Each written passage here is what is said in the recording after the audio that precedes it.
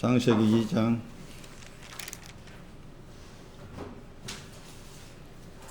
1절에서 4절입니다.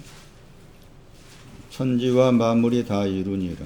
하나님의 지으시던 일이 일곱째 날이 이를 때에 마치니, 그 지으시던 일이 다함으로 일곱째 날에 안식하시니라. 하나님의 일곱째 날을 복주사 거룩하게 하셨으니 이는 하나님이 그 창조하시며 만드시던 모든 일을 마치시고 이 날에 안식하셨음이더라. 여호와 하나님이 천지를 창조하신 때에 천지에 창조된 대략이 이러하니라. 번역하는 데 있어서 약간의 원어와 좀 거리가 먼 번역이 있었습니다. 2장 1절 이루니라를 다르게 번역하면 여위다, 수척해지다, 피곤하다, 쇠폐하다. 2장 2절 마치다와 같은 단어입니다. 2장 1절에서 여위고 수척해지고 쇠폐한 것은 시작의 신앙을 가진 것들이죠.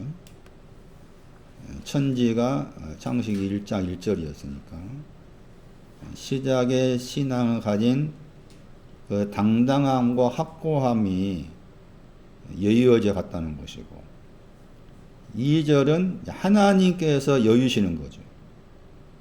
같은 이제 단어이지만 내용은 다르죠. 2절에서 하나님께서 수척하시고 여유시는 것은 하나님의 일을 만들기 위해서죠. 하나님의 일이 지으시더니 만들다입니다. 지으시다. 일이 만들다 했을 때 일이 만들어진 것이 일곱째 날이죠. 일이라는 단어가 나오고 일과 관계해서 만들다. 일이 만들어진 때가 일곱째 날이다. 2절 뒷부분에도 지으셨다가 만들다. 그 일이 모두 만든 것, 다 했다, 다 하다가 모든 그의 일이 만들어진 때로부터 일곱째 날 안에 안식했다. 3절에 그 일곱째 날을 복주셨다. 그리고 거룩하게 하셨다. 또 창조하시고 만드시던 하나님의 그 일이란 그 단어가 2절에서는 만들다와 관계에 사용했는데 또 3절에서는 창조하다가 또 달려 나옵니다. 창조한 것하고 만들다는 신앙의 차이가 있는 겁니다. 창조한 것은 더 낮은 단계고 만든 것은 더 높은 단계로 봐야 돼요. 창조는 시작과 관계된 것이고 만드는 것은 욥기 8장 7절 말씀에 마지막과 관계된 거예요. 그리고 나서 4절에 와가지고 이러하니라가 이것들이란 뜻이고 대략이 낳으셨단 말이죠. 창조하신 하늘과 땅을 낳으셨다. 또 거기에 우리 번역으로 창조가 2번 나오잖아요. 그 뒤에 것이 만들다. 번역한 사람이 창조한 것과 만들다의 차이를 모르니까 왔다 갔다 이렇게 번역했는데 뒤에 것은 만들다. 창세기 2장 4절 창조하다와 만들다의 차이가 뭔지 살펴보셨어요? 차이가 뭐예요? 관사가 있느냐 없느냐. 관사가 있는 것은 창조한 것이고 관사가 없는 것은 만들다입니다. 관사가 붙어 나올 때하고 관사가 없을 때하고 그게 큰 차이입니다. 그게 2장 4절이에요. 대략은 낳으셨다 뜻이었습니다. 그러니까 창조된 것을 낳는 것이 이제 아기로 낳는 것, 사람으로 낳는 것이고 만든 것을 낳으신 것은 이제 아들로 낳는 것이죠. 그것을 하늘과 땅으로 말하죠. 그러니까 창시 2장 4절에 하늘과 땅은 당당함, 확고함 그런 식으로 이제 생각을 하는 게 나아요. 우리 개념이 하늘과 땅이 아니고 당당하다 뜻이 이제 하늘에 대한 단어였고 확고하다, 변하지 않는다가 땅이었잖아요. 근데 그게 똑같은 하늘과 땅인데 2장 4절에 관사가 붙어있는 하늘과 땅은 시작과 관계된 것은 하늘과 땅이고 관사가 없는 것은 나중과 관계된 당당함과 확고한 것이지. 그러면 그 시작에서 어렵지 않아요, 지금? 집중해 생각하면 하지 않으면 이렇게 잊어버려. 관사가 붙어 있다 하는 것, 그 창세기 1장 1절. 그 히브리어 하야 하. 예? 히브리어 하라는 그 단어가 이제 관사라고 그래. 그러면 그 영어로 번역하면 그게 이제 영어로 번역하면 더가 되는 거지. 그런데 이거 영어 번역한 사람 보세요. 2장 4절. 2장 4절 집에 가서 수백 번 읽어봐야 돼. 수백 번. 그래야 들어오는 거야. 2장 4절. 영어 봐봐, 영어 할 줄 아시는 분들 보세요. 어떻게 번역했는가 보세요. 그 유명한 킹 제임스 번역이라는 번역이. 어떻게 번역했어요? 하늘과 땅 어떻게 번역했냐? 영어 안 배웠나, 정권사? 다 관사 붙었잖아. 다 관사 붙었잖아. 관사 붙여야 돼, 안 붙여야 돼? 제 해석에 의하면 관사 붙여야 돼, 안 붙여야 돼? 붙인 데가 있고 안 붙인 데가 있어야 되잖아. 원어에는 안 붙였잖아, 뒤에는. 뒤에 하늘과 땅 안 붙였지. 그렇잖아요? 그럼 안 붙여야 돼. 그럼 붙였잖아? 그 벌써 이 사람들이 그 구분 못 하는 거야. 그게 어려워, 이게. 그래서. 에? 아, 그렇게 영어를 잘하신 분들이 이거 보면서 그냥 마구자 붙인 거지. 그건 무슨 말이겠어요? 하늘과 땅이 그냥 하늘과 땅이지. 또 관사가 있는 거 없는 거 누가 들여다보겠어? 들여다봐야 되거든. 근데 그 사람 놓친 거지, 그 사람들. 한 예지만 그래. 그러니까 킹 제임스 번역 좋다고 막 떠든 사람들 웃기는 거야, 이게. 이거 한 가지만 보더라도. 그러니까 모세가 섰을 때 관사를 붙였을 때하고 안 붙였을 때하고 무슨 차이가 있으니까 그럴 거 아니야, 그 말이지. 그런 여기 이 장 4절이 그 차이를 분명하게 말해주고 있어요. 물론 이제 오락가락 할 때가 들어있긴 있어. 그런데 2장 4절 말씀이 관사가 붙어 있을 때 하늘과 땅, 또 이제 하늘과 땅이지만 또 다르게 생각한다면 또 관사가 붙어 있는 경우가 있을 거 아니야. 사람을 생각했을 때도. 그랬을 때도, 사람 할 때도 관사가 붙어 있는 사람, 안 붙어 있는 사람. 그것도 이 구조를 이제 할 필요가 있다, 그 말이죠. 그래서 이제 붙어 있는 경우하고 안 붙어 있는 경우하고 그 차이가 붙어 있는 것은 창조하다 단어를 썼고, 그 다음에 안 붙어 있는 것은 만들다를 쓴 거라. 여기 알겠어요, 여기까지? 그런데 그 낳으셨다 한 그 단어가, 아기로 낳다, 아들 낳았다 쓴 거야. 그러면 창조하다를 낳았다고 했을 때 그것은 이제 사람으로 낳으셨다. 요한복음 16절 21절 해야 된다. 사람으로 낳으셨다. 그러면 사람으로 낳으신 다음에 저는 설명하기를 거기 아들로 낳으려면 고린도후서 7장 가야 되잖아. 응? 고린도후서 7장 몇 절 가야 돼? 10절 가야 되잖아. 응? 그 근심을 통해서 아들 되는 거잖아. 응? 그럼 여기서 그러니까 그런 차이가 있는 거예요. 그래서 만들다 하는 것은 지금 아들로 낳는 그쪽으로 가는 거고. 그래서 여기 낳으셨다 저 단어가 중요하다니까. 5장 1절 봤어요? 6장 9절.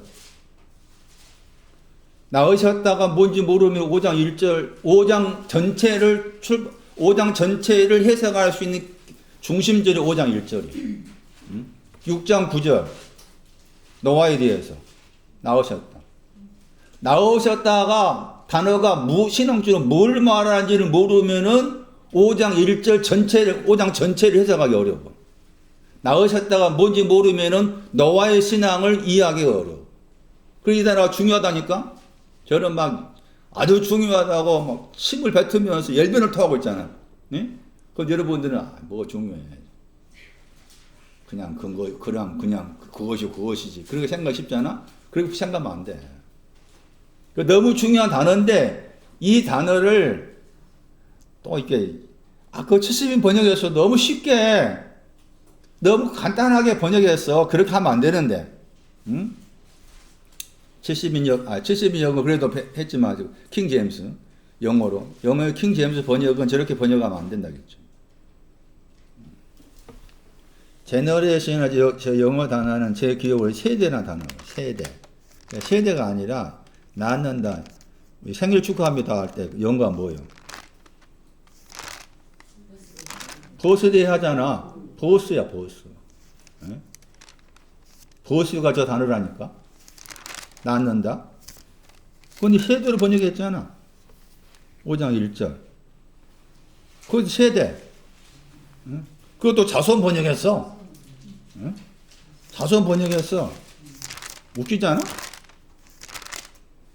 그 어떻게 이렇게 잘못하고 있는데 영어 번역본 보겠냐고. 원어를 봐야 되죠. 영어 원어를 볼 수밖에 없는 거지. 응? 6장 9절 또 봐. 그 사적 번역하고 영어 또 제너레이션이야. 응? 버스가 안 나와. 응? 버스데이. 응? 생일 축하하다는 그 버스가 이 단어의 중심 뜻이라고. 저 단어를 해체하면은 낳는다 단어야. 낳다. 그 단어 헬라어가 게나오 틱토라. 게나오 틱토. 창세기 5장도 집에 가서 시간 있어야 읽어보세요.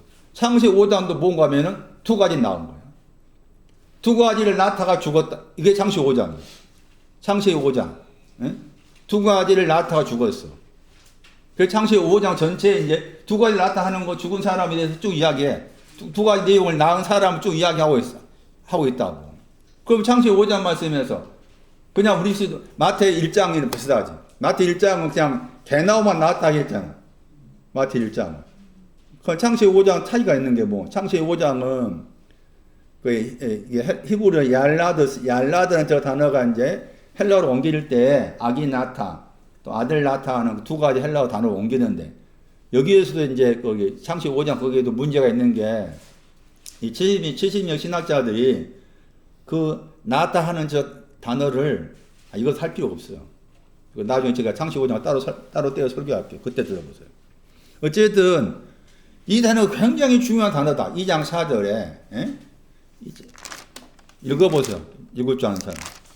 현주 집사 읽어보세요. 그 단어. 어떻게 읽나? 5장 1장, 2장 4절에. 대작 단어 읽어보세요. 대작. 톨레도트라고. 톨도트. 근데 레를 집어넣어서 할 수가 있어요. 톨레도트. 레는 약간 약하게. 톨레도트. 도트예요. 도트. 거기 지금 기본형이 우리 잘못됐어요. 밑에가 맞아. 톨레도. 이게 출판사가 또 미스프린트가 많아요. 출판사가. 자기들은 앞에 보면은 한자 이렇게 이 출판사도 이 책 출판사 이 사람도 굉장한 사람들이에요. 이렇게 이 책을 이렇게 출판하려면 돈 엄청 나오더라고요. 그런데 이 사람들이 앞에 보면 서문 쓴 사람 나오잖아. 어떤 목사라 했잖아요. 그럼 그 사람들이 이게 언어에 대한 중요성을 알고서 이 책을 내기 위해서 많은 노력을 기울인 거야. 우리는 그냥 돈 몇만 원 주고 사서 샀잖아. 그 사람은 그렇지 않아. 에? 많은 작업, 컴퓨터 작업도 있었을 것이고, 일일이 제가 좋아하는 그 수통의 사람이 사전 다 나와 가지고 와가지고, 이게 10년 넘게 걸렸을 거예요, 작업만. 저는 그 사람 수고를 인정해요. 박수 치고 싶고. 근데 이제 미스프린트가 의외로 많아. 앞에 보면은 한자 이렇게 달리 그렇게 찾았다 하는데 그렇지 않아. 종종 미스프린트가 더 나는데 톨레도트의 히브리어가 히브리 동사가 얄라드, 나타. 그러니까 아예 그렇게 외워야 돼. 굉장히 중요한 단어입니다. 톨레도트라는 저 단어가 나타. 그래 거기에 이제 헬라어가 게네세우스잖아. 헬라어가 저 게네세우스가 마태 1장 1절에 나왔지. 여기 지금 창세기 2장 4절 말씀에 거기 낳는다 단어는 그냥 히브리 헬라어로 하면 이제 게네세우스만 써야 돼. 그 앞에 뭐가 붙었잖아. 뭐가 붙었어요? 그 비블로스가 책이잖아요. 책이란 단어가 붙어 있잖아. 책이란 단어가 없어. 책이 있어 없어요? 2장 4절에 없어. 없는데 책을 써놨어? 5장 1절에 책이 처음 나와. 5장 1절에 가면은 거기에 책이라는 단어가 나와. 거기에 책이라는 단어가 나오니까 그 책이라는 헬라어가 이게 비블로스는 책이니까 거기는 맞아. 그러니까 2장 4절은 책이라는 단어가 없어. 그런데 이 스즈미 신학자들이 5장 1절을 생각해서 자기를 마음대로 집어넣은 거지. 원어에는 책이라는 단어가 없으니까 어떻게 번역해야 돼? 이것들은 나으심이다 번역해야 돼. 그냥.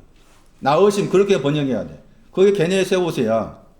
예? 게네세우스. 그리고 게네세우스가 야고보서 1장 23절, 야고보서 3장 6절 나와. 굉장히 거기 가면은 이 나으심과 관계해서 해석할 수 있는 거리가 너무 많아. 야고보서 3장 6절이나 야고보 1장 23절 집에 가 다시 봐. 그것을 두 가지 나음으로 보면은 굉장히 알고자 한 내용들이 많아. 예? 야고보 1장 방금 소개한 야고보 1장 그 두 구절을 두 가지 나으심으로 봐야만이 풀어질 수가 있어요. 제가 전에는 그것을 못 봤기 때문에 잘못 해석한 부분이 있습니다. 나중에 제가 야고보서 말씀 9절 끄집어 때 다시 이제 정정하는 차원에서 해석할 필요가 있겠지만은. 자, 이와 같이 이 톨레도투라는 저 히브리 저 단어가 나으심, 그 뭘 낳으셨다는 거예요, 지금. 창세기 2장 4절은. 하늘과 땅을 낳으셨다는 거예요. 하늘과 땅을 낳으셨어. 하늘과 땅을 낳으심으로 설명하고 있는 거잖아. 그럼 우리가 생각할 때, 우리 생각에 하늘과 땅, 우리가 보이는 저 하늘과 땅이라. 그래서 이 하늘과 땅의 의미 정확하게 이제 이해를 하게 되면은, 베드로후서 3장 가면은 하늘과 땅이 없어지잖아. 불타버리 그 말 나오잖아. 왜 그런 하늘과 땅은 불타버리 없어진다 말했는가? 그것도 이 하늘과 땅에 대해 의미 정확하게 알게 되면 그것도 풀어질 수 있는, 내용 알 수 있는 거지. 이거 못 보니까 그것이 이제 문자로 생각하게 해가지고 이 천체에 우주에 어떤 변화가 생겨가지고 생겨서 이렇게 예수님이 재림하시는 그런 전조 형상으로 그래 될 거다. 성경 그렇게 말하고 있지. 그런 의미로 말하고 있지 않다고. 하늘과 땅이 계시록 21장 1절에서 새 하늘과 새 땅, 처음 하늘과 처음 땅이라 했을 때, 그럼 처음 하늘과 처음 땅이 없어졌다.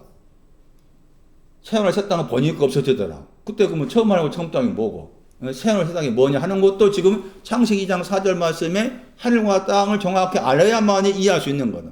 마찬가지로 마태 6장 말씀에 주님의 기도 가운데 제일 먼저 해야 될 기도가 뭐예요? 하늘들 안에 계신 아버지라고 부르란 거지. 아직 아버지가 안 됐어, 너희들. 근데 그 아버지 어디에 계셔? 하늘들 안에 있어. 같은 주님의 기도에서 아버지가 계신 거 하늘들이야. 하늘들 아니라겠지. 그 다음에 뜻이 하늘에서 그때 하늘 찾아봐. 달라. 왜 그렇게 표현했냐 그 말이지. 그런 차이를 정확하게 무슨 뜻인가 알려면은 창세기 2장 4절을 자세히 살펴봐야만이 알 수가 있는 거야. 그것은. 땅도 마찬가지로. 그러니까 창세기 2장 4절은 하늘과 땅을 설명하는 데 있어서 신구약 성경 말씀 가운데 중요한 위치에 놓여진 의미다. 그런데 하늘과 땅을 이렇게 낳으심이라는 용어로 풀었다는 거. 이거 어마어마한 거죠. 어떻게 하늘과 땅을 낳으셨다는 그 단어를 썼을까라고 했을 때 우리가 생각한 하늘과 땅이 공간의 개념이 아니라는 거. 모세가 썼다고 했을 때. 그래서 이제 추적해 보니까 하늘이란 그 단어 속에는 높다의 뜻도 있으면서 또 다른 뜻으로는 당당하다. 땅이라는 단어에는 확고하다. 변함이 없다. 2장 1절을 설명하다 보니까 2장 1절 말씀에서 지금 왜 수척해졌냐? 하늘과 땅이. 그리고 거기에 이제 군사가 하늘에 있는 군사입니다. 왜 하늘에 있는 군사가 여유어지었고 수척해졌느냐? 쇠폐했느냐? 라고 했을 때 시작과 관계는 하늘과 땅이었다. 그래서 지난주에 창세기 1장 1절을 제가 설명을 해드렸고 그 창세기 1장 1절을 해석하기 위해서 여기에서 8장을 가지고 왔습니다. 그래서 시작이라고 했을 때 시작은 미약함이 하나님 편에서 시작이다. 미약한 나를 선택하셨습니다. 창세기 1장 1절 재해석을 했어요. 미약한 나를 하나님께서 선택하셨습니다. 나는 미약한 나를 선택받은 그 사실에 대해서 나는 당당함이 있습니다. 그리고 미약한 나를 선택하신 것에 대해서 확고부동합니다. 그 창세기 1장 1절이었어요. 그런데 창세기 1장 2절에 간 거죠. 그런데 그 확고한 것이 미약한 나를 선택했다는 그 확고함이 혼돈하게 되었습니다. 혼돈을 약간 다르게 번역하면 황폐하게 되었습니다. 공허란 말 다르게 번역하면 텅 비게 되었습니다. 아, 분명하게 나를 선택했습니다. 나를 선택하신 하나님을 내가 찬양합니다. 나는 선택받은 사람입니다. 당당하고 네가 나를 향해서 또 누구를 향해서 그런 분명함이 내 속에 있었는데 어느 날 어느 시점에서 창세기 1장 이제 들어왔습니다. 혼돈과 공허하게 되었습니다. 땅이 혼돈했습니다. 확고한 것이 혼돈하게 되었고 확고한 것이 공허하게 되었습니다. 왜 그럴까 내가 생각해 보았습니다. 제 해석입니다. 지금 왜 그럴까 생각해 보았습니다. 그것은 나더러 마지막으로 가라고 하는 것입니다. 그래서 욥기 8장 7절에서 처음이 나오고 마지막이 나왔죠. 그 단어가 중요한 시작과 관계된 모든 것은 창세기 1장 2절 말씀에 혼돈과 공허로 가야 돼. 혼돈과 공허를 통해서 마지막으로 가는 거예요. 혼돈과 공허를 거쳐서 마지막으로 가는 거예요. 마찬가지로 창세기 2장 1절 말씀에도 왜 시작과 관계된 당당함과 확고한 것이 그렇게 여유어지게 되었고 수청하게 되었는가? 라고 했을 때 쇠피하게 되었는가? 라고 했을 때 마지막을 향해서 가라. 다시 욥기 8장 7절 보세요. 시작이라는 번역된 저 단어가 창세기 1장 1절이었어요. 그런데 저 창세기 1장 1절의 시작이라는 단어, 태초라는 단어를 헬라어로 옮길 때 두 가지 헬라어로 옮긴다. 그게 요한복음 1장 1절에서는 아르케라는 헬라어로 옮겼어요. 그럼 여기 욥기에서 8장 7절에서는 72년 번역에서 프로토스라는 헬라어로 옮겼어요. 프로토스는 번역할 때 주로 처음 번역되죠. 그러니까 태초라는 그 히브리 단어를 헬라어로 옮기면은 아르케라는 단어로 옮기기도 하고 프로토스라는 단어로 옮기기도 한다. 그래서 제가 방금 기도 가운데 그런 설명 드렸지만은 계시록 1장 17절, 계시록 1장 20절, 계시록 22장 13절 말씀에 여기 욥기에서 8장 7절에 나와 있는 시작이라는 단어, 나중이나 단어에 헬라어가 나옵니다. 나는 처음과 나중이다. 그것이 계시록 세 군데에 나와 있는 구절이에요. 처음과 나중이다. 다른 22장 거기 가면은 나는 알파와 오메가다. 그러면서 우리가 많이 들었던 이제 아르케와 관계된 것이 텔로스죠. 아르케와 관계된 것 텔로스지만은 프로토스와 관계된 것은 이 마지막은 에스카토스입니다. 에스카토. 그런 단어는 외워야 됩니다. 아예 외워야 돼. 외워야 돼. 프로토스, 에스카토스, 아르케, 텔로스. 그런 단어는 아예 외워야 돼. 머릿속으로. 미약하다에 대한 설명 다시 설명합니다. 미약한 것이 뭔가? 역대하 24장 24절을 참고하니까 사람과 관계에 나왔고 그 사람의 단어가 약하다, 병들다 해서 그런 여러 가지 뜻 가운데서 고칠 수 없다. 고칠 수 없는 나를 하나님께서 창조하셨다. 고칠 수 없는 나. 그래서 어떤 나의 태도나 가치관이나 생각이나 행동이나 여러 면이 성격이 여러 면이 있어서 내가 나를 봤을 때 이것은 내가 고치고 싶은데 해서 나를 고치려고 애썼는데 고쳐지지 않더라. 그것은 긍정입니다. 고칠 수 없기 때문에 나를 택하신 거예요. 고칠 수 없는 자를 택하신 거예요. 자기 의지로 고쳐진다. 네가 알아서 해. 고칠 수 없음을 내가 나름대로 해봤는데 못 고쳐지더라. 그 사람을 택하셔. 그런데 의지가 강한 사람은 또 고쳐지잖아요. 그런 사람은 계속 네가 의지가 강하니까 네 마음대로 해봐라 하시는 거예요. 응? 고칠 수 없는 나. 나를 들여다봐라. 고칠 수 없는 무엇이 뭔가. 그 자세히 들여다봐야 돼. 그냥 대충 넘어가지 말고. 자세히 보면서, 이건 내가 여러 해 동안 고치려고 힘썼는데 고쳐지지 않더라. 그 사람을 하나님께서 창조하신, 선택하신. 다른 뜻으로는 동사로 설명했죠? 14장 21절 말씀에 영광스럽다가 없는 거였죠. 영광스러움이 없는 사람을 하나님께서 창조하신다. 선택하셨다. 그럼 영광스러운 것이 없는 사람을 하나님께서 선택하셨다고 했을 때 그 선택을 받은 사실에 대해서 내가 당당하고 선택받음에 대해서 확고하게 되었다. 표현들 여러 가지 이렇게 표현들을 말하지만 딱 줄여 말하면 그 말이다.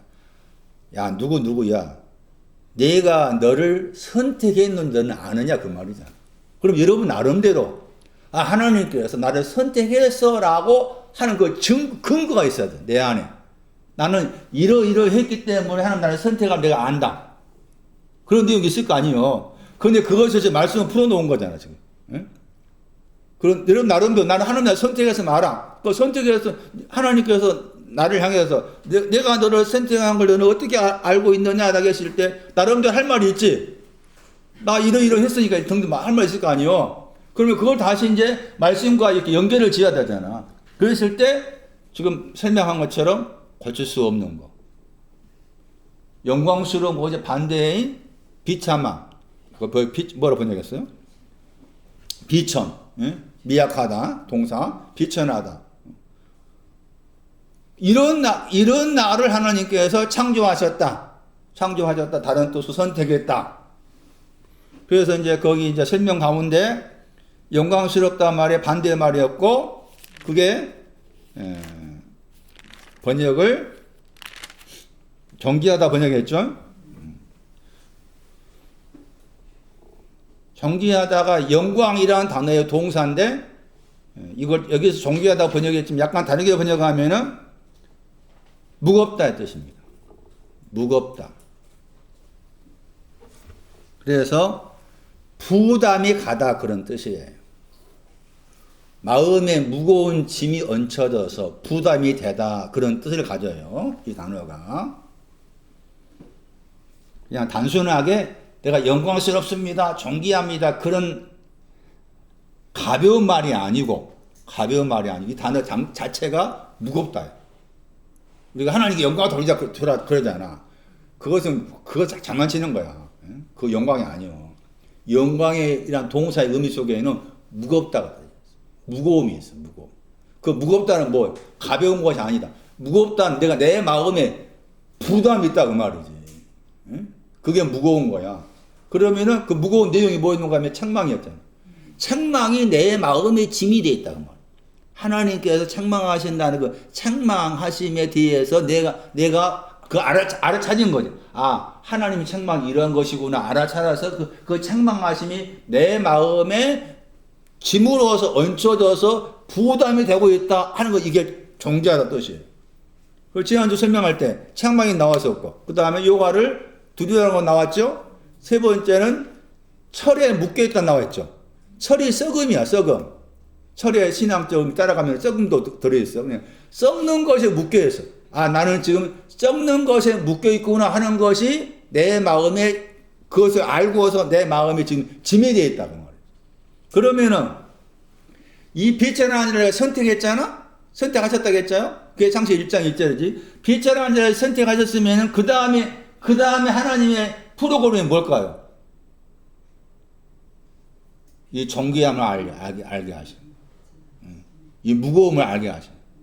비천한, 무거움을 모르는 것을 선택했기 때문에 선택받은 나는 그 다음 내가 해야 될 것은 책망이라는 부담을 내가 안아야 돼. 여호와를 두려워한 것 내 마음에 안아야 돼. 썩음을 내 마음에 안아야 돼. 오늘 소개할 출애굽기 20장 12절 말씀도 이 단어가 들어있어. 부모를 공경하라 할 때 이 단어. 부모에 대해서 마음의 부담을 가져야 돼.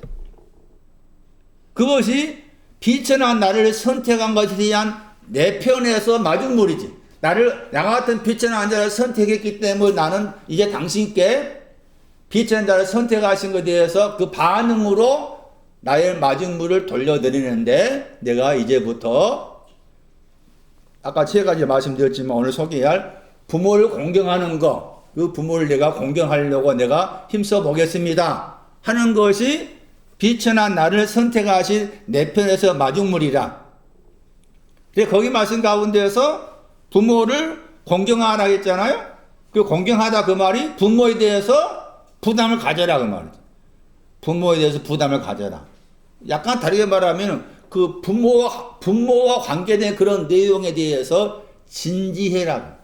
진지해라. 응? 약간 또 다르게 말하면 뭐 절실해라. 그런 뜻으로 생각할 수 있는 거죠.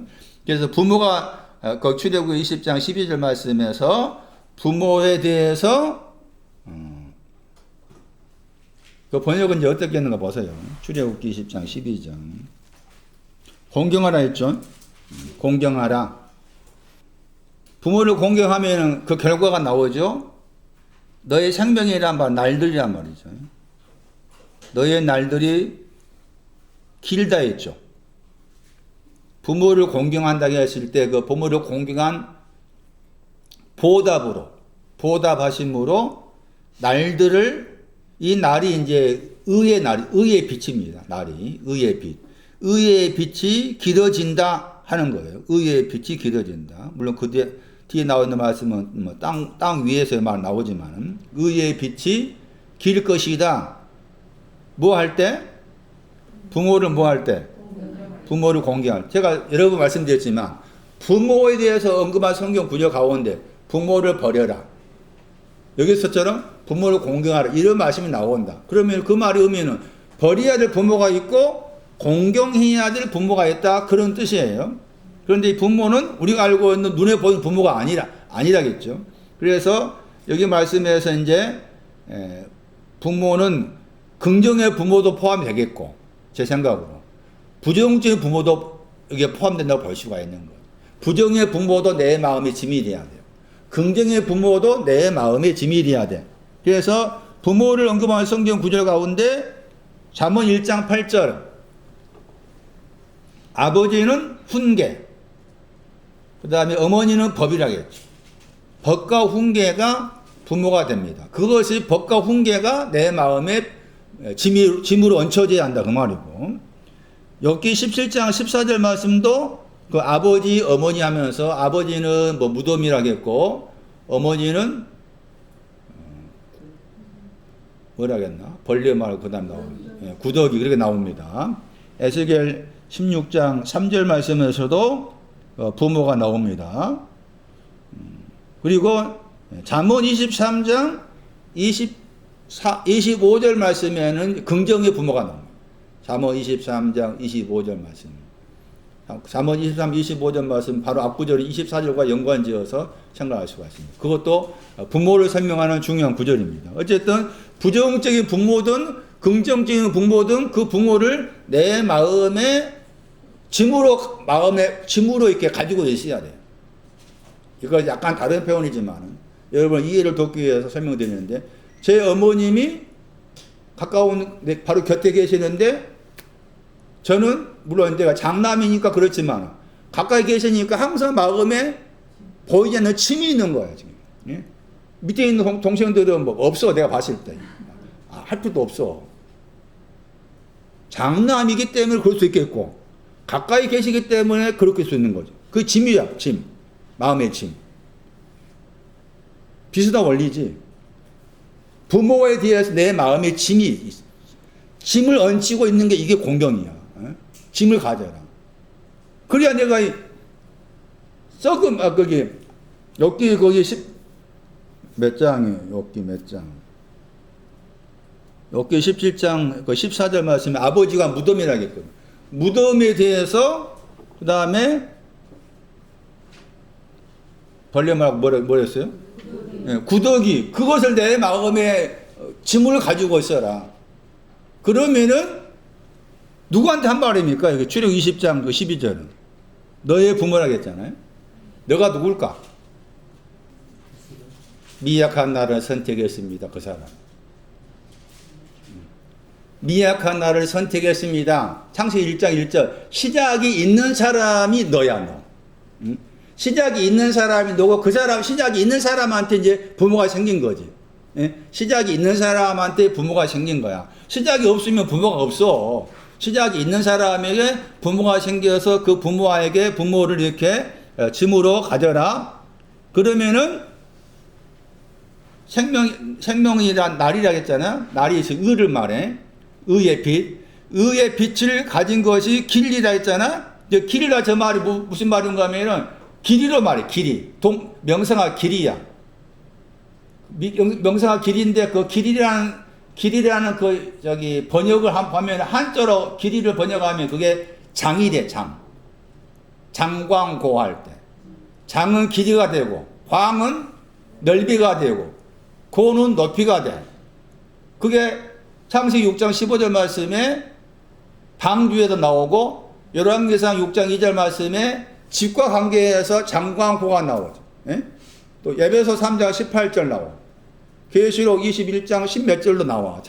장광고하고 장광에 대해서. 그럼 길이라고 했어요. 길이. 그럼 길이라고 했을 때 신앙이니까 길이의 신앙도 있다 그 말입니다. 그 말이잖아요.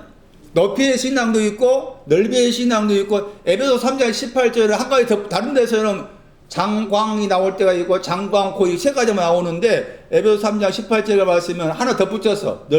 깊이야 깊이. 예? 장광고에다가 깊이 해가지고 네 가지를 깨달아 이렇게 나와. 네 가지를.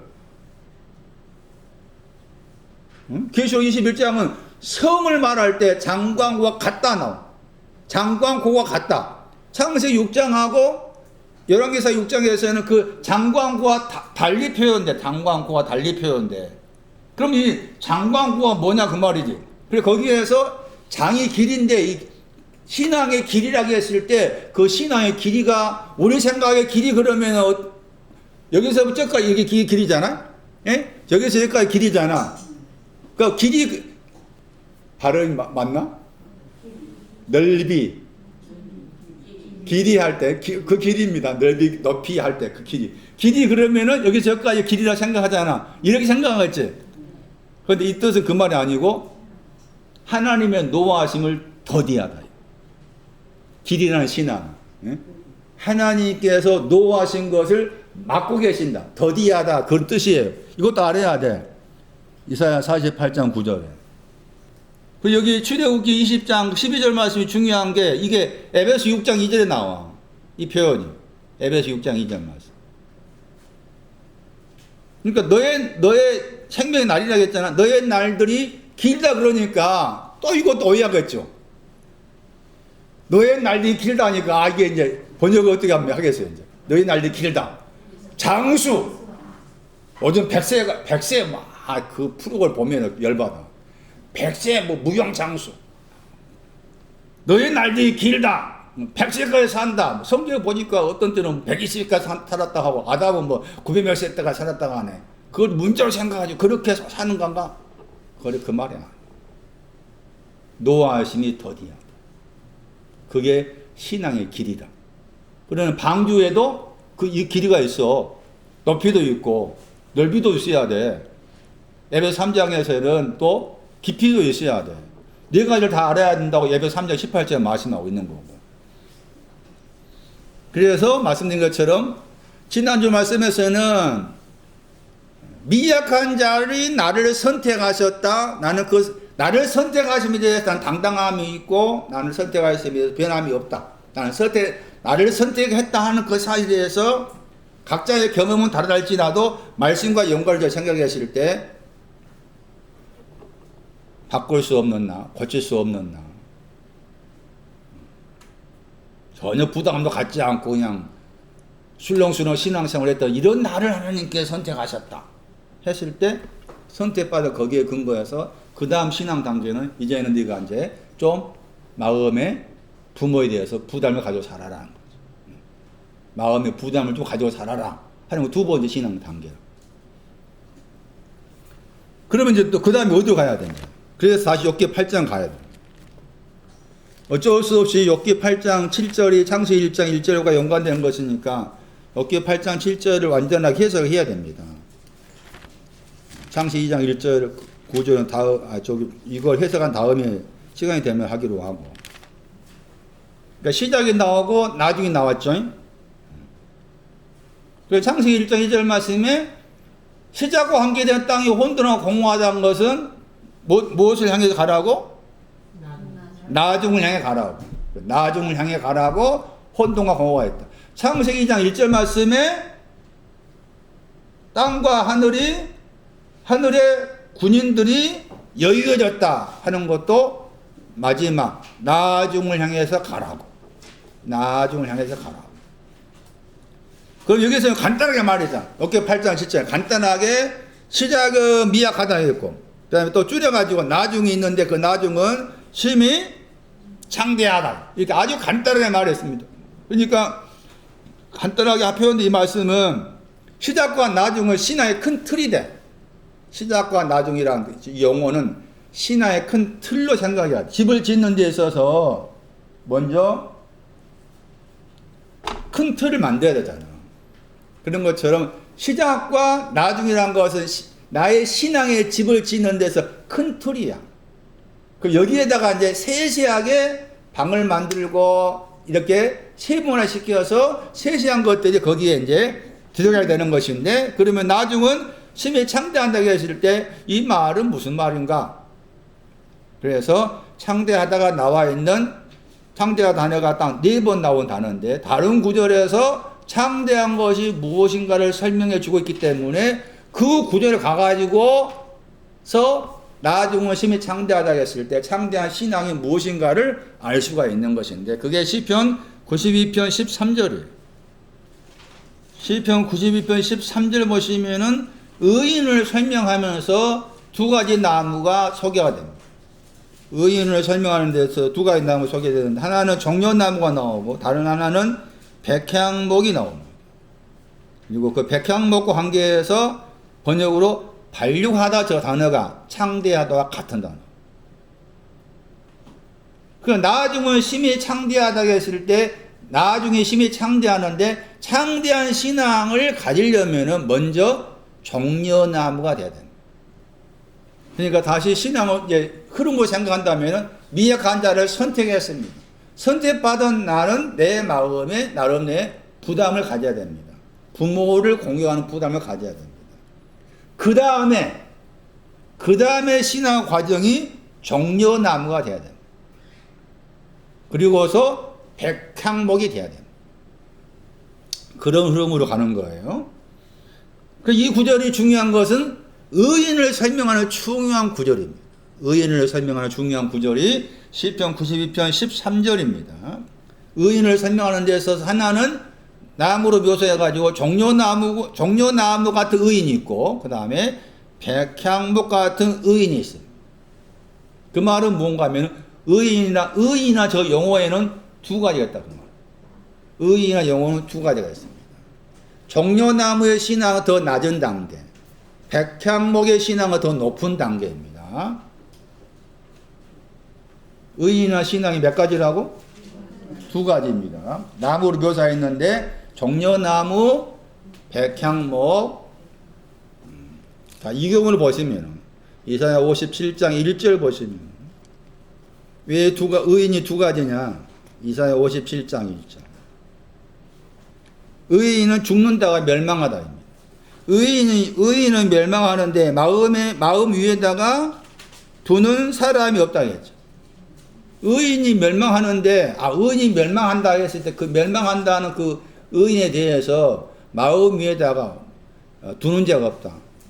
왜 마음 위에 두는 자가 없느냐라고 했을 때 그들 마음 위에 두는 자가 없는 그 사람은 어떤 사람인가 하면 내가 하나님 앞에서 죄인이 아니라 의인 되었다고 했을 때 의인 되었는데 어떻게 의인이 멸망하냐.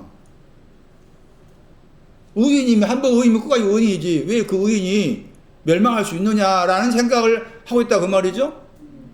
그런데 의인이 멸망한다겠죠. 왜 멸망할까? 종려나무 의인이니까 멸망합니다. 그 다음 같은 구절에 또 의인이 나옵니다. 의인은 취하여 간다겠죠? 이사야 57장 1절에. 취하여 간다겠죠. 앞에는 의인은 멸망한다겠고, 뒤에 의인은 취하여 간다겠잖아요? 취하여 간다겠죠. 그 취하여 가는 곳이 2절이죠. 그 뒤에 있는 의인은 정려나무하고 백향목 둘 다가 있는 의인. 로마서 1장 17. 하나님의 의는 의가 계시되는데 믿음으로부터 믿음 안으로 하나님의 의를 말하죠.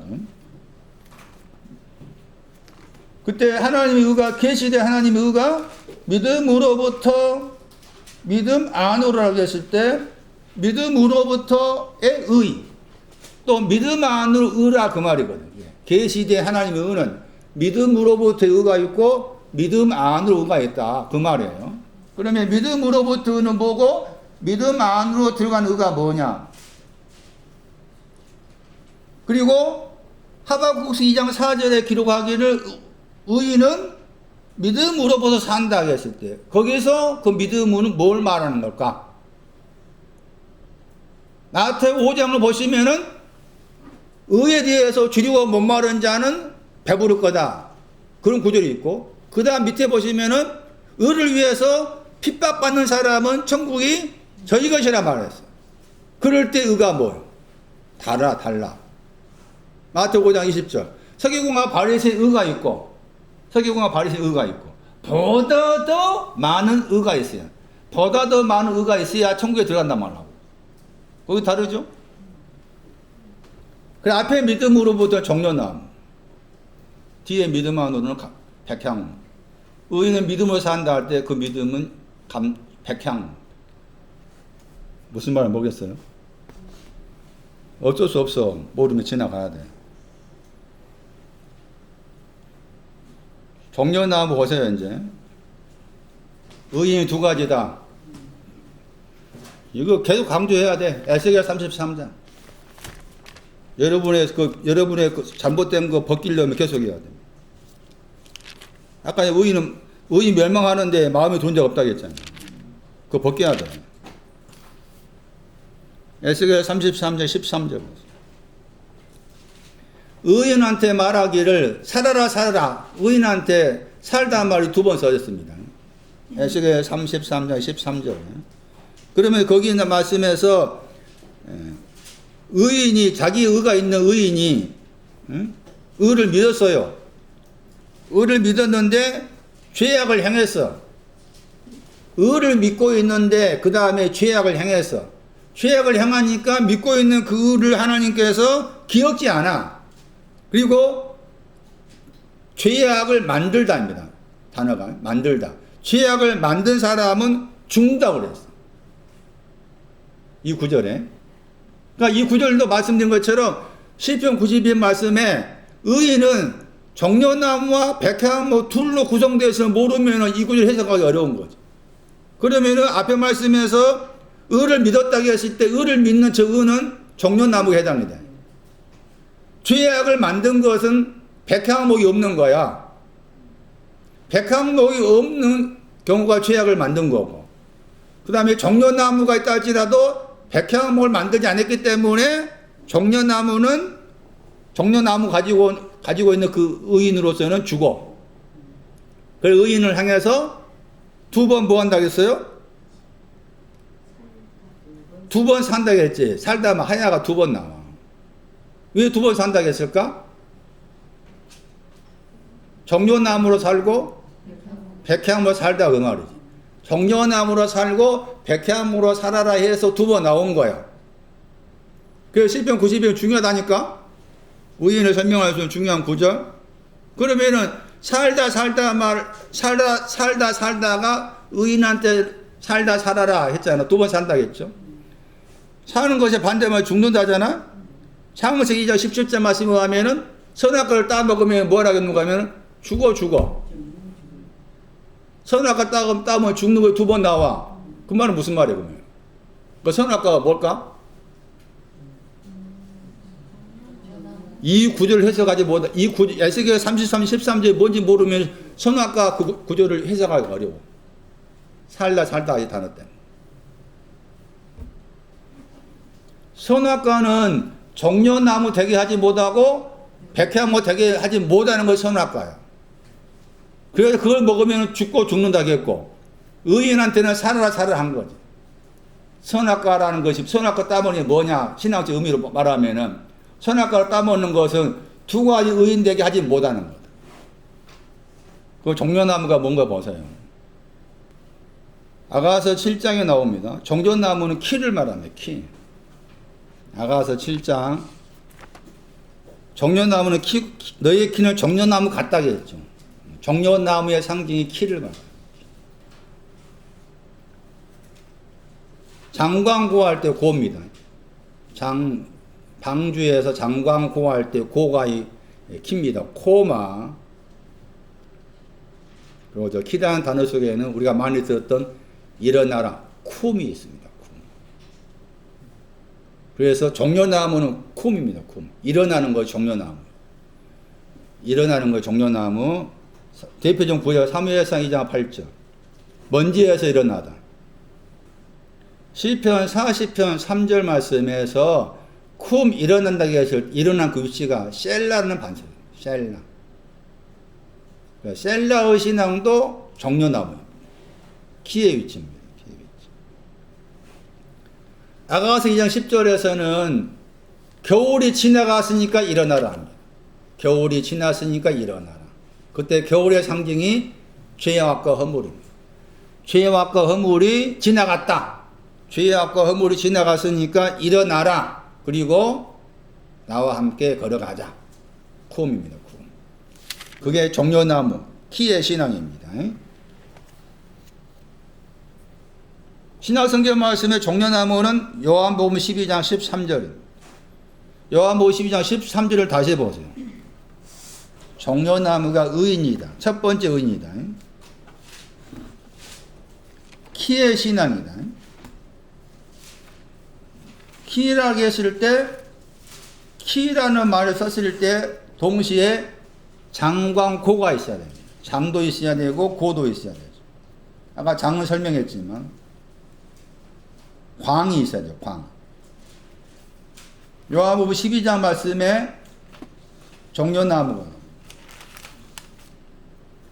종려나무 가지라고 했잖아요. 종려나무. 이 가지라는 단어는 이렇게 멀리 뻗어 있다 그런 뜻인데, 어쨌든 가지 개념이 종려나무에 속한 거죠. 종려나무가 의인입니다.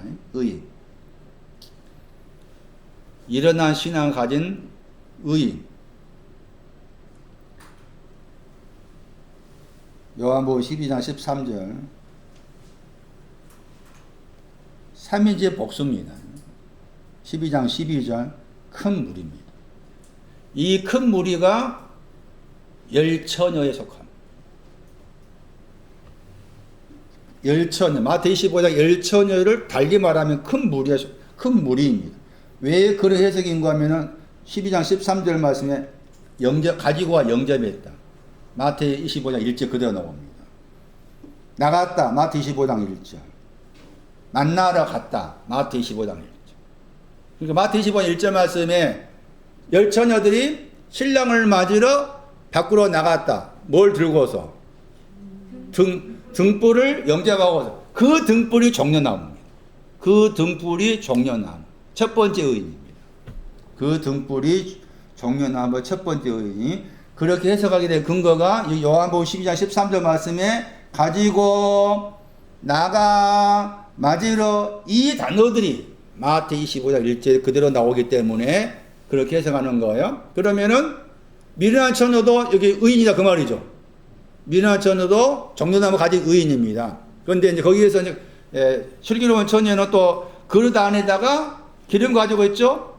그것이 여기 시편 92편 13절 말씀에 네바노 안에 있는 백향. 네바노 안에, 그게 그릇 안에. 마태 15장에. 그 다음에 기름이 백향무. 표현만 다를 뿐이 내용 같다고 말이에요. 제 말은. 그래서 마태 25장도 그 관점을 볼 필요가 있습니다. 방금 소개한 요한복음 12장 13절을 가지고서 그리고 시편 92편 13절을 참고해 가지고 마태 25장의 열천의 비유를 그렇게 볼 필요가 있겠다. 다시 보시면은 10편 90편 13절에 의인은 종려나무가 키였죠. 일어나는 거였죠. 번성합니다. 일어나고 있다 그 말이죠. 번성합니다. 쿰에서 일어납니다.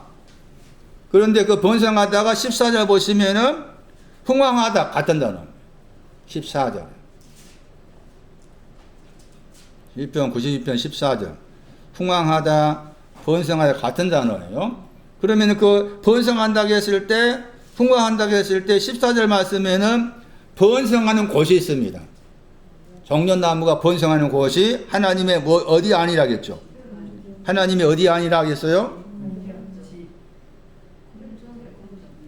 궁정입니다. 궁정. 마당, 뜰입니다. 마당 뜰. 정려나무의 신앙은 마당 뜰을 말합니다. 정려나무의 신앙은 마당 뜰. 의인으로서 정려나무는 위치가 마당 뜰입니다. 궁정을 다르게 번역하면 마당 번역하고 뜰로 번역합니다. 에스더서 5장 1절도 나왔어요. 저 단어가. 그 다음 보세요. 이제 앞에 레바논의 백향목이 나오죠. 레바논의 백향목이 반류한다고 했죠. 반류하다가 여기서 말씀해서 심히 창대하다와 같은 단어라겠죠. 그 레바논 백향목은 14절 말씀에 여호와의 집에 있습니다. 그리고 심겼다겠죠. 심긴 것이 백향목의 가지를 말합니다. 심겼다 단어가 이식하다입니다. 이식하다인데 거기에 이식되어진 어린 가지 그런 뜻을 했어요. 심겼다는 저 단어 속에는 옮겨 심다. 옮겨 심었는데 옮겨 심으려면은 완성된 나무를 옮겨 심은 것이 아니고 잔가지를 옮겨 심은 거야. 잔가지를. 그 잔가지가 백향목이라 그 말이지. 예? 그러니까 심겼다 저 단어가 심겼다 했을 때 백향목을 여호와 집에다 심겼는데 그 백향목이 묘목으로 심겼다 그 말이지. 이해되시는가요? 심겼다의 명사가 시편 128편 3절에 나와요. 128편 3절에 심겼다의 명사가 나옵니다. 어린 가지지, 어린 가지. 백향목의 어린 가지를 여호와의 집에다 심겼어. 자, 펴보세요. 정려나무가 아무리 번성한다 할지라도 어디 안에 갇혀 있어? 네? 마당 혹은 뜰 안에 있는 거야. 정려나무 아무리 번성한다 해도. 그런데 백향목은 어린 가지로서 여호와의 집 안에 여호와의 집 안에 백향목 어린 가지가 심겨졌어. 그런 다음에 창대하는 거야. 그게 그 반류하다. 그러니까 여기 이제 92편 13절 14절 같이 그렇게 연결돼서 해석을 한 이유가 왜 그렇게 해석하고 있습니까? 제가 번성하다가 그 밑에 바로 나왔잖아. 번성하다가 뭐라겠어요? 흥왕하다 했잖아. 번성하다 흥왕 같은 단어라겠지. 같은 단어니까 같이 그렇게 연결져 봐야 한다 그 말이고. 그러니까 정려나무가 키가 아니까 키가 자란다 할지라도 그 자라는 그 위치는 마당이라니까. 마당 우리 뜰이야. 아무리 키가 자라도. 그러면은 키가 높이라겠지. 방주에는 또 뭐가 있었어요? 장광이 있었잖아. 장광이 또 필요해. 그게 백향목 중에 장광이 속하는 거지. 또는 에베소 3장 말씀에는 깊이라고 했을 때 깊이는 또 깊이는 여러 가지니까 또 생각해 볼 필요가 있겠지만 정려나무의 뜻이 똑바로 서 있단 말입니다. 똑바로 서 있다 뜻이 있고 백향목이라는 단어의 뜻은 그 땅이라는 단어의 뜻처럼 확고하다 있습니다. 확고하다, 변하지 않다. 백향목이라는 단어의 뜻이에요. 레바논은 스노우, 희다입니다. 그러니까 레바논이나 그 단어가 나오면은 눈같이 희다. 이사 1장 18절. 주홍 같은 죄가 눈같이 희게 되었다. 그게 레바논의 뜻이에요. 그 레바논 안에 백향목이 있는 거죠. 레바논 안에 백향목이 창대해졌습니다. 이 레바논의 백향목이 여호와의 나무입니다. 여호와의 나무. 104편 16절. 시편 104편 16절. 여호와의 나무가 흡족하다. 여호와의 나무가 흡족하다. 흡족하다가 82편 17절 내용이 반석의 꿀로. 여호와의 나무가 반석의 꿀로 흡족해가지고 레바논 백향목이다. 시편 104편 16절에 여호와의 나무로 나와입니다. 여호와의 나무로 레바논 백향목이. 그 레바논 백향목이라 했을 때 그 레바논과 백향목을 또 상징하는 신앙적 의미가 있습니다. 아가서 5장 15절. 욥기 8장 7절을 풀어 설명하고 있습니다. 욥기 8장 7절은 우리가 많이 오해하는 성경 구절이죠. 여러 차례 말씀 나왔지만 장사하러 갔을 때 늘 시작은 미약하나 창대하다.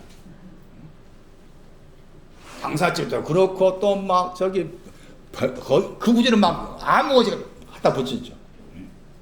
너의 시작을 출발하는 미약하나 나중에 창대하리라. 선수할 축구 선수한테도 야 너의 지금 시작은 미약하지만 나중에 심히 창대할 테 열심히 해봐. 전혀 그런 말. 시작과 마지막을 모르니까 그런 말. 또 창대한 것이 뭐니, 창대한 뜻이 내용이 뭔지 모르니까 그냥 마구잡이로 갖다 붙여 하는 거잖아. 그런 경우가 그런 해석이 많아요. 마구잡이로 이렇게. 잘 알고 해야 되는데 그렇게 알기가 어렵잖아 사실은. 아가서 5장 15절. 그 구절이 레바논 백향목을 정확하게 또 설명해 준 구절이에요.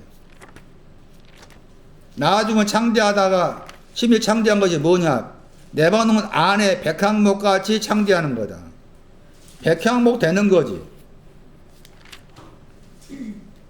아가서 5장 15. 아가서 5장 15절은 사랑하는 자를 설명하는 내용에서 나온 거예요. 사랑하는 자. 그 사랑하는 자가 아가서 5장 8절. 예루살렘의 딸들한테 내가 부탁을 했어요. 맹세를 했어요. 부탁하다, 맹세하다. 숫자 7의 단어의 뜻. 너희가 사랑한 자를 만나거든. 내가 사랑으로 병이 났어야? 사랑으로 병 나버렸어야? 그만 좀 해달라는 거지.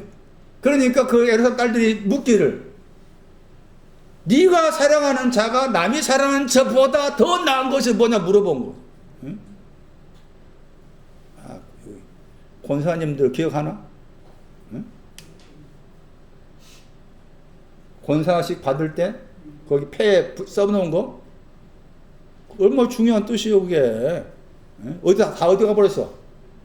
이 권사들 다 회수해 와서. 예? 다 회수해 와. 한민나 가서. 남이 사랑하는 자보다 네가 사랑하는 자가 어떤 분이냐? 그것을 5장 10절에서 거기 16절까지 말한 겁니다. 이게 지금 다 예수 그리스도를 이렇게 표현한 거예요. 응? 내가 사랑하는 예수 그리스도가 이렇다라고 표현한 거예요. 얼마나 심오합니까 이게? 예? 어떻게 이런 표현이 나왔을까? 솔로몬 속에서 상상할 수 없는 일, 상상할 수가 없어. 그 가운데에서 예수 그리스도를 소개하면서 레바논 이야기가 나옵니다. 형상이 레바논 같다겠죠?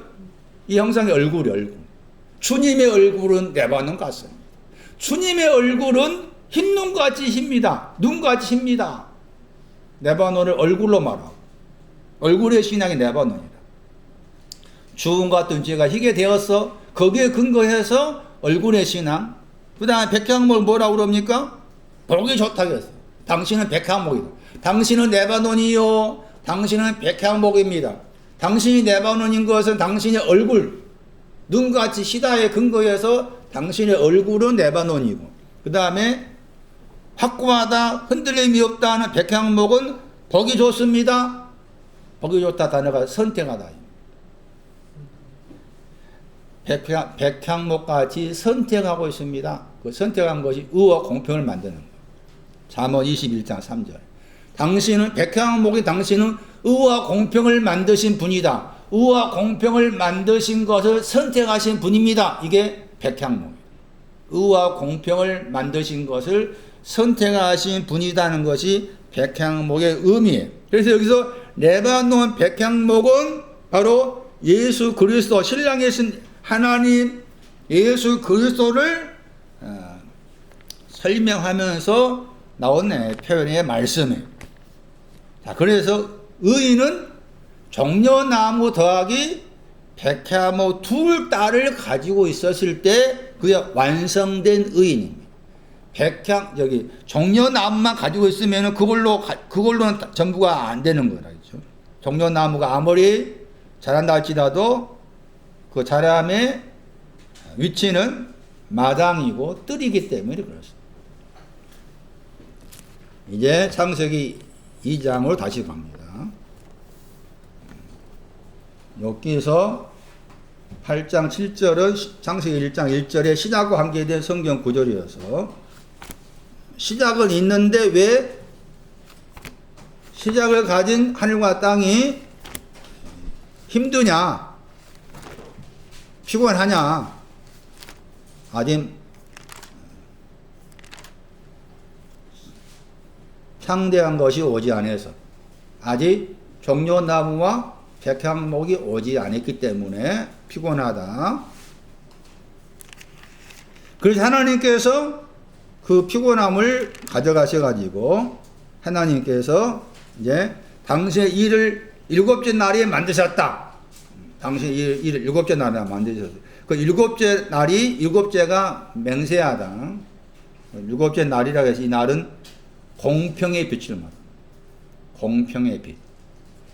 날이 빛입니다. 낮, 이게 다 빛이라겠죠. 창세기 1장 5절 말씀에 빛을 낮이라 하라. 빛을 날이라 하라 했잖아요. 빛이 낮이고 날이라. 여기서는 일곱째와 관계된 날이기 때문에 여기서 빛은 공평을 말합니다. 빛을 말할 때도 의를 빛으로 말하기도 하고 또 공평을 빛으로 말하기도 합니다. 여기서는 일곱째 날은 공평이 있는 빛을 일곱째 날이라고 부르고, 일곱째 날은 앞에 말씀드렸던 것처럼 첫째 날부터 여섯째 날까지는 공통적으로 나온 것이 저녁 되며 아침 되었다가 나옵니다. 그런데 일곱째 날에는 없습니다. 저녁 된 것은 이사야 24장 11절 저녁의 신앙의 내용, 그 다음에 아침 된 신앙은 시편 27편 4절, 에스겔 34장 11절, 아침이란 저 단어의 동사가 찾는다. 그래서 저녁과 아침의 신앙 구절이 바로 그런 구절인데, 일곱째 날의 신앙은 더 이상 이제 저녁이 없고 더 이상 찾을 것이 없다 그 말이에요.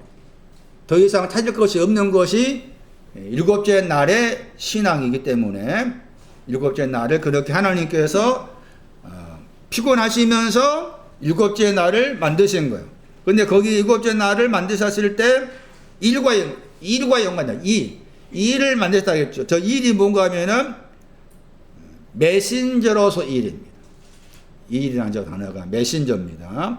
시편 103편 20절 말씀에 메신저가 나오죠. 그 메신저 일은 말씀을 듣고 만드는 것이고, 거기에 뭐가 있었는가 하면은 뭐가 있었습니까? 말씀을 듣고 만드는 데 있어서 만드는 그 역할을 하는 거 있었습니다. 만드는 역할을 하는 게 그게 코와입니다. 코와. 용감한, 능력의 단어가 용감하다입니다. 용감한 힘입니다.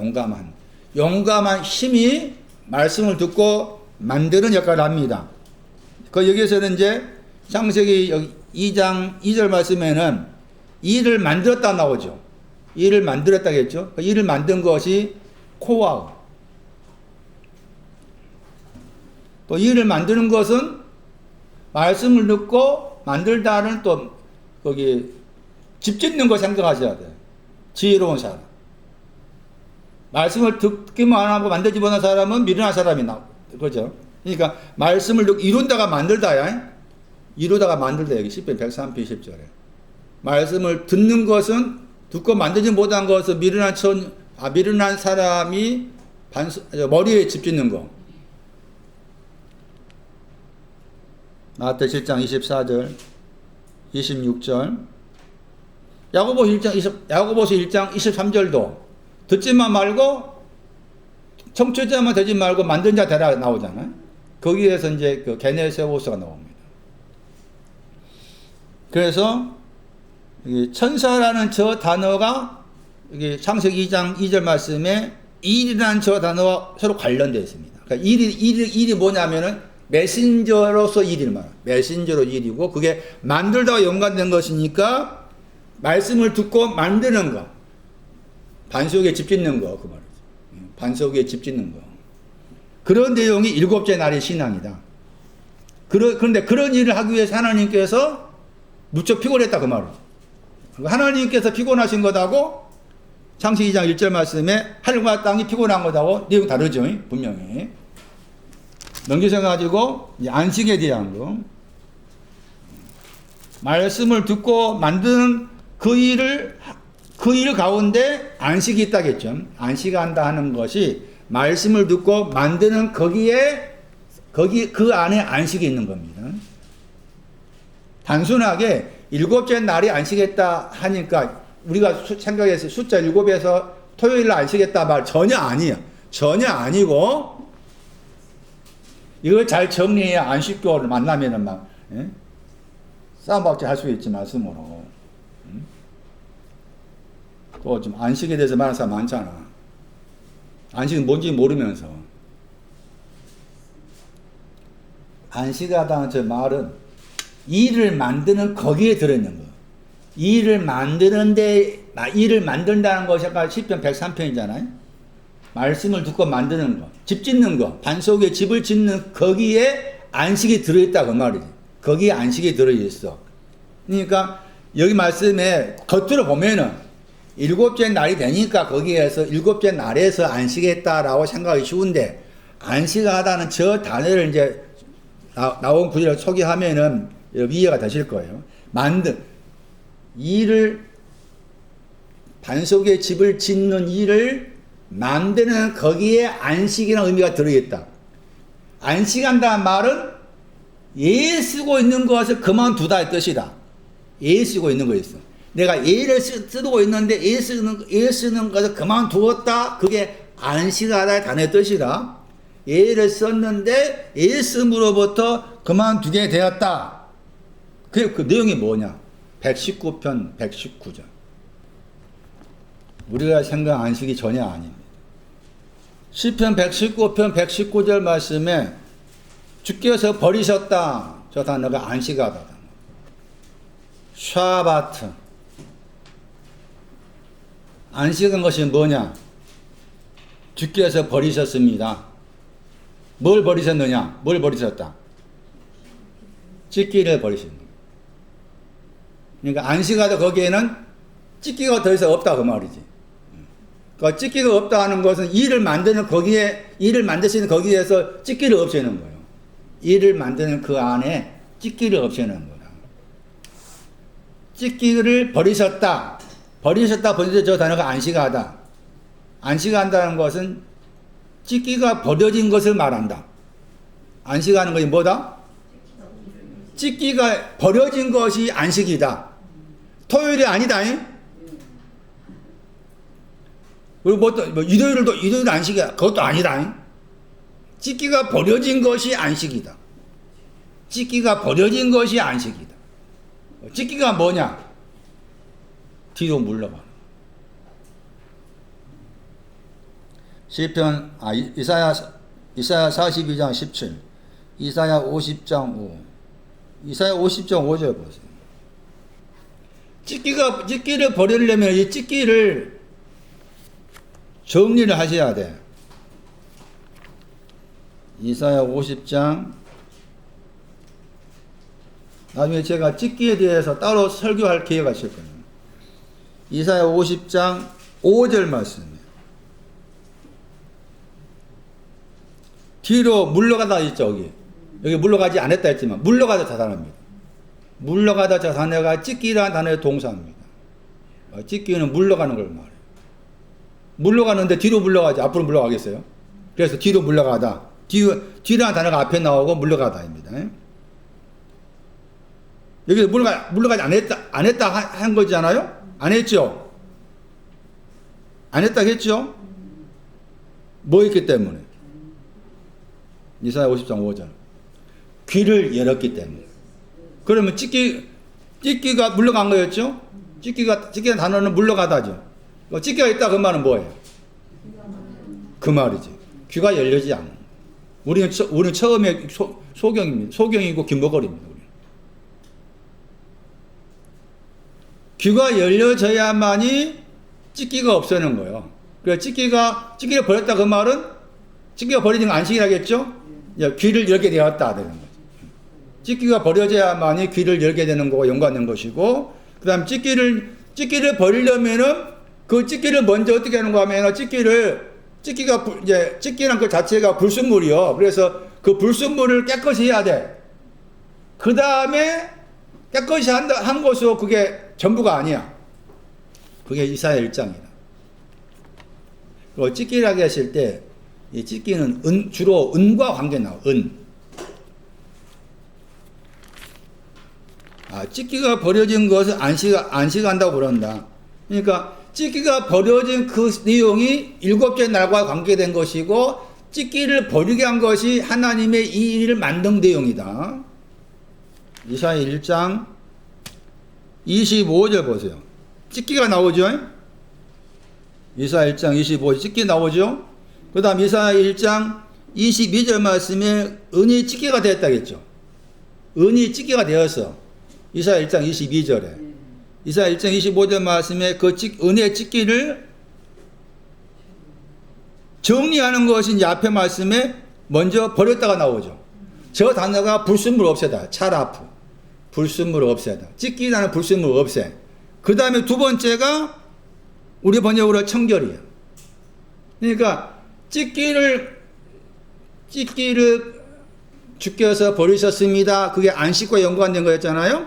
그러니까 찢기가 버려진 것이 안식인데 그 찢기가 어떻게 정리되었느냐라고 했을 때 이사야 1장 25절 말씀에 의하면 두 가지다. 하나는 먼저는 불순물을 없애는 것이 먼저요. 차라프가. 그 다음에 두 번째가 보루가 나오죠. 청결이라는 단어가 나오잖아요. 이사야 1장 25절에 나오죠.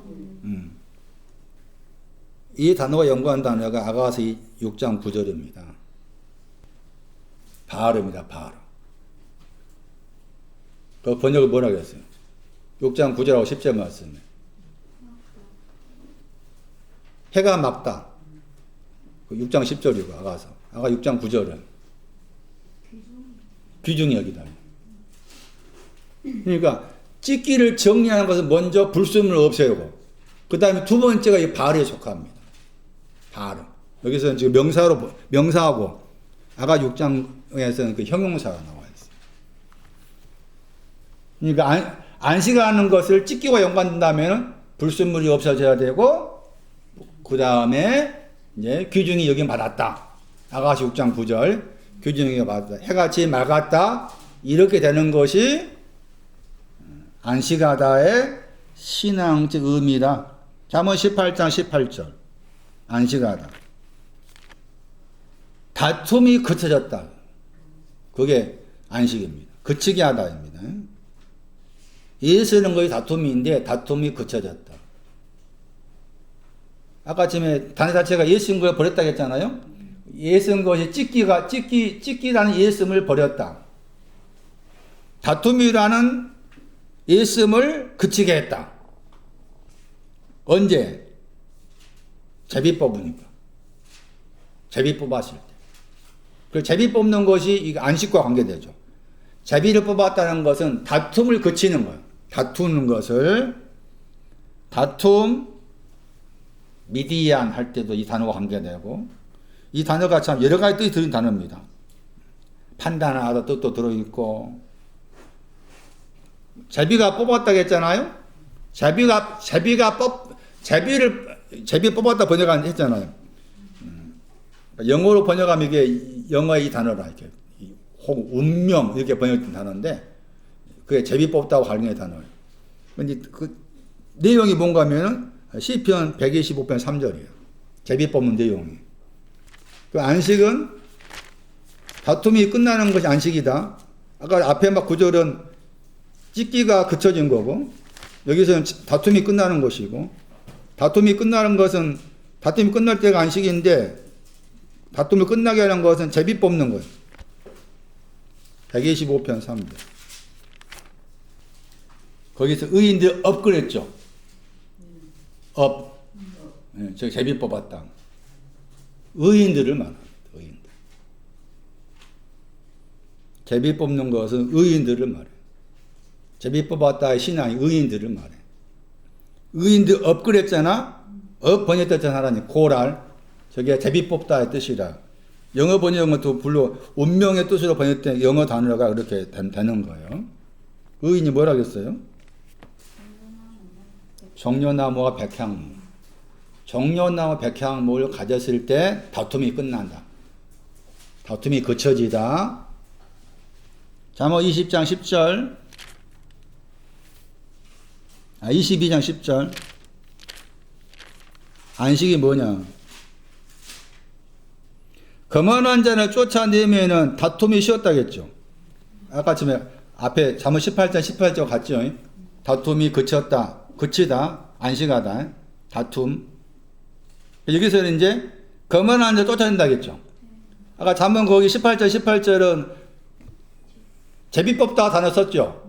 앞에 제비 뽑으니까 다툼이 그쳤다 했는데 그 제비 뽑았다는 것을 여기 약간 다르게 풀었죠. 풀어온 거라. 잠언 22장 10절에서 거만한 자를 쫓아내는 거다. 거만한 자를 쫓아내는 거다. 싸움과 수욕, 여기 싸움과 수욕이 그쳤다 한 거예요.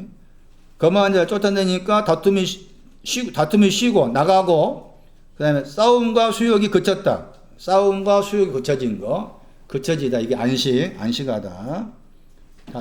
이게 거만한 자를 쫓아내는 연관되죠. 거만한 자를 쫓아내는 것과 연관해서 싸움과 수욕이 그쳐지는 거, 그게 안식의 의미다. 잠언 19장 28절 거만한 자. 거만하다가 잠언 19장 28절에서 업신이 여겼다. 공평입니다. 공평. 거만한 사람은 공평을 업신이 여긴 사람이에요. 공평을 업신이 여긴 사람을 쫓아내니까 다툼이 나가고 그 다음에 싸움과 수욕이 그쳐졌습니다. 안식하게 되었습니다. 거만한 자 때 공평을 업신이 여긴 것 때문에 안식하지 못했다 그 말이죠. 자, 그래서 몇몇 구절이지만 이런 구절을 통해서 또 시편 8편 3절도 있습니다. 집에 가서 생각해 보세요. 거기는 시편 8편 3절도 안식하다 단어가 들은 구절입니다. 그러니까 방금 소개한 몇몇 구절 그 가운데 시편 119편 119절 찢기, 잠언 18장 18절 다툼이 그치다. 다툼이 그쳐지고 찢기를 버리고 그런 내용이 그런 신앙적 내용으로서 쉬다 안식한다 말이지 토요일도 아니고 그냥 쉬는 거니까 쉰다 에? 그것도 아니고 에? 일할 때 열심히 일해야 되지 쉬는 것으로 안식한다 그런 말이 아니다 그 말이 제 말은 다시 정리해 보세요. 안식한다는 말은 찢기를 버렸다. 안식한다는 말은 제비 뽑아서 다툼이 그쳐졌다. 그 두 가지 구조를 생각하면 그런 내용이 안식이고 그게 그쳐진 그런 내용이 지금은 7개 안에 있는 것이고 그쳐지게 하기 위해서 하나님께서 일을 만드셨다. 일을 만드신 거다. 그래서 이제 복 주시고 거룩하게 하셨다. 이렇게 된 거고 2장 4절 여러 번 설명한 내용이었어요. 톨레도트 하늘과 땅을 낳으셨다. 창조된 하늘과 땅을 낳으신다. 만든 하늘과 땅을 낳으셨다. 그러니까 만드는 것은 아들을 낳는 그런 신앙으로 말하고 창조된 것은 사람으로 또 아기로 낳는 것으로 이렇게 말씀하신 것이다. 하늘과 땅이 만들었다는 말에 주목해라. 하늘과 땅의 개념을 우리가 이 구절로 이해를 잘 하셔야만이 새 하늘과 새 땅, 처음 하늘과 처음 땅 없어지는 거, 그 처음 하늘과 처음 땅 없어지는 건 뭐가 되는 거예요? 시작에 대한 거. 시작에 대한 거 없어졌다. 새 하늘과 새 땅은 나중인 거지, 나중. 마지막. 그렇게 생각하셔야 되고, 따가 속에 하늘들 안에 있는 아버지라는 표현. 복수로 사용될 때가 있고, 또 하늘이 또 단수로 사용될 때가 있고, 베드로서 3장에서는 하늘이 뭐 없어지고 땅이 없어진다고 했을 때 또 그런 표현들이 거기 하늘과 땅이 말하는 그 없어진 것들이 어떤 것을 의미하는지에 대해서 우리가 이 창세기 2장 4절을 잘 적용을 시키면은 하늘과 땅에 대한 해석하기 좀 어려운 부분들이 있어서 해석할 수 있는 내용들이 많이 자리를 잡은다. 신명기 32장 1절에 근거하면은 하늘한테 말합니다. 뭐라 하는 거 보세요. 하늘한테 귀를 기울이라겠죠. 땅한테는 들으라 그랬죠. 그러니까 창세기 2장 1절을 다시 이 구절을 해석해 보면은 하늘과 땅이 피곤했다겠죠. 하늘과 땅이 수척해졌다겠죠. 여유해졌다겠죠. 그럼 여기 신명기 32장 1절 해석하면은 하늘이 수척해졌다고 했을 때 귀를 기울이는 그런 거에 대해서 그렇게 해석할 수 있는 거지. 땅이 수척했다고 했을 때 듣기 위해서 여유해졌다. 그렇게 설명할 수 있는 거예요. 그러니까 그런 광범위한 의미로 생각해야 돼. 그러니까 여기서 하늘과 땅은 지금 관사가 붙어 있잖아. 시작에 대한 신앙이지. 시작에 대한 신앙이 하늘과 땅이잖아. 신명기 32장 1절은. 그렇죠? 그러니까 시작의 신앙에 있어서 귀를 기울이고 들으랄 것은 뭐겠어요? 시작을 가진 사람한테 나중을 향해서지. 힘이 창대해지는 거. 힘이 창대해지는 거. 그런데 이사야 말씀에서는 거기는 또 관사가 없어.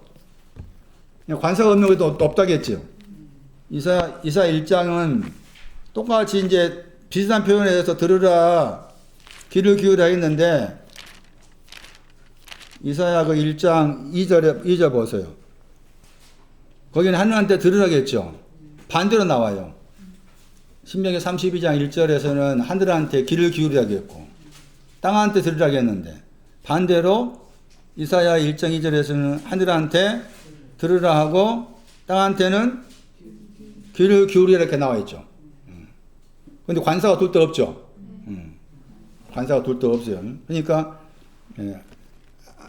여기 신명기 32장 말씀에 귀를 기울이고 듣는 것은 지금 마지막과 관계된 표현이면서 동시에 아기로 낳는 것, 다음에 사람으로 낳는 것, 그런 내용으로 생각할 수가 있겠고, 이사야 1장에서는 듣고 귀를 기울이는 것은 이미 관사가 없다 그 말 뭔가 하면은 시작에서 나온 거지.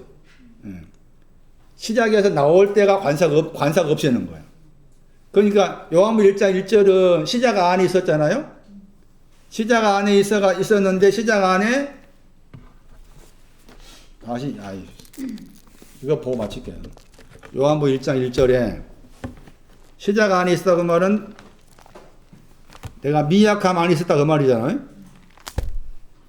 빛에는 가운데 있었다. 요한복음 1장 1절이 엔아르케 할 때 엔아르케가 창세기 1장 1절에 거기 태초라 했을 때 그 태초에 그 단어에 헬라어들이지. 창세기 1장 1절에 보시면 그렇게 나와 있어요. 근데 그 시작 안에 있다 그 말은 이 태초가 시작이잖아요. 여기서 말씀 같아. 미약함 안에 있어서 미약한 나라를 선택했다. 어쩔 수 없는 나라를 선택했습니다. 그게 시작 안에 있는 거죠. 그럴 때 시작 안에 있는 거기에 누가 계십니까? 여기 요한복음 1장 1절에 말씀이 계신 거예요. 말씀이신 하나님이 그 뒤에 말씀이 하나님이라 했잖아. 말씀이신 하나님이 같이 계셔. 미약한 나라를 선택하는 거기에 이제 말씀이신 하나님이 같이 계셔. 그러면서 그 말씀이신 하나님이 시작 안에 있는 나를 하나님 향해서 가게 하시지. 그거 나와있죠? 프로스가 함께가 아니고 향한다 번역을 하겠죠? 하나님을 향해서 있었다. 시작 안에 있는 그 말씀이 하나님 향해 있었다. 그 말은 야 내가 이제 같이 시작 안에서 너와 나 말씀이 하나님이 내가 정거서 너와 같이 있어서 같이 있는데 내가 너를 이제 안내할게. 어디로 안내하는가 하면은 하나님을 향해서 가게끔 내가 너를 안내할 테니까 너는 내 뒤를 따라오너라. 이런 말이지. 요한 1장 1장 말씀이. 예? 그런 말이에요. 그건 요한 1서 1장 1절은 이 시작을 해서 떨어져 나왔어. 아포가 나왔잖아. 시작에서 떨어져 나왔어.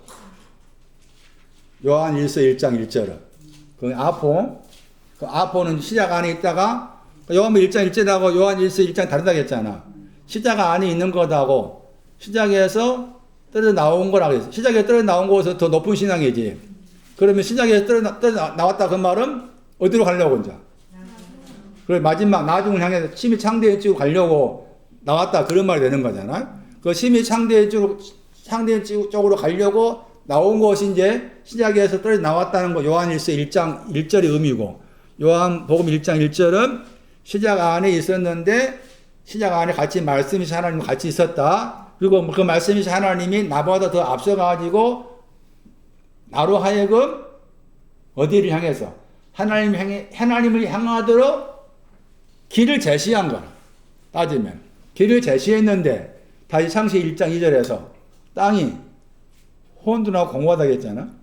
그 말을 이제 이거 같이 엮어서 생각하면 앞에 갇혀가지고 야 정모사야 내가 하나님 향해서 가고 있으니까 너도 이렇게 나를 따라와라 이렇게 했는데 시작을 가진 이 내가 그걸 따라가야 되는데 여러 가지 이유로 바빠서 모여서 못 따라가 놓쳐버린 거야. 그것도 혼돈과 공허예요. 하나님이 향해서 가야 되는데 심히 창대해진 쪽으로 가야 되는데 가도록 나를 이렇게 인도하시고 이끌고 계셨는데 내가 그것을 놓쳐버렸어. 놓쳐버리니까 시작을 가진 이 확고함이란 그 땅이 내 안에서 혼돈하고 공허한 거죠. 그러니까 그런 경험들이 필요한 거죠. 당연히. 없겠어? 수없이 있어, 그게. 우리 삶 속에서.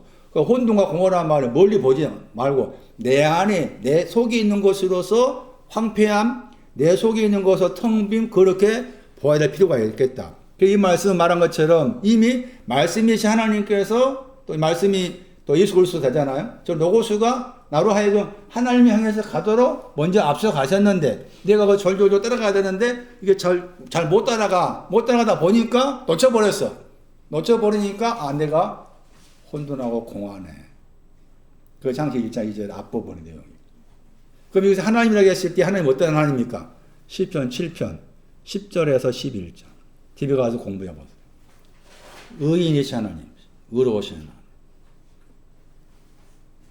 하나님 그랬을 때, 좀 정리를 할 필요가 있습니다. 하나님이라는 용어가 나오고, 아버지라는 용어, 아버지 하나님 여호와, 이런 표현이 나오면은, 이게 의로우신 여호와, 의로우신 하나님, 의로우신 아버지, 이게 공통적인 내용이에요. 하나님 여호와 아버지라고 했을 때. 그 아버지를 의롭다, 의인이라고 했을 때, 그 요한복음 17장 25절에 주님의 기도 가운데서 의로우신 아버지 이렇게 썼어.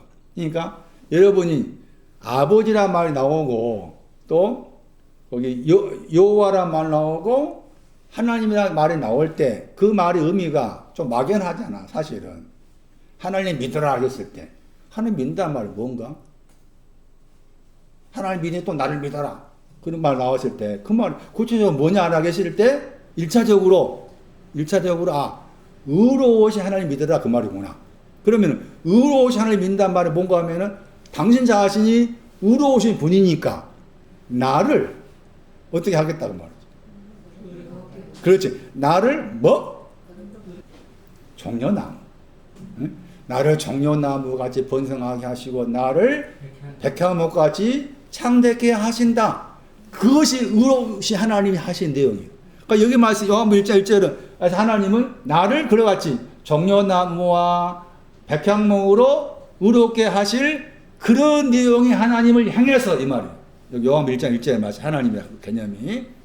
그래서 하나님이나 그 개념을 그런 의로우신 하나님 관점으로 본다면은 하나님이나 그 의미가 좀 더 구체적일 수가 있다. 하나님 믿으라 그래서 좀 막연하다. 그건 좀 구체적이잖아. 의로우신 하나님을 믿으라 그 말이고. 그 말은 의로우신 하나님이시기 때문에 나를 의롭게 하신 하나님이다. 나를 종려나무같이 또 백향목같이 하실 분이다.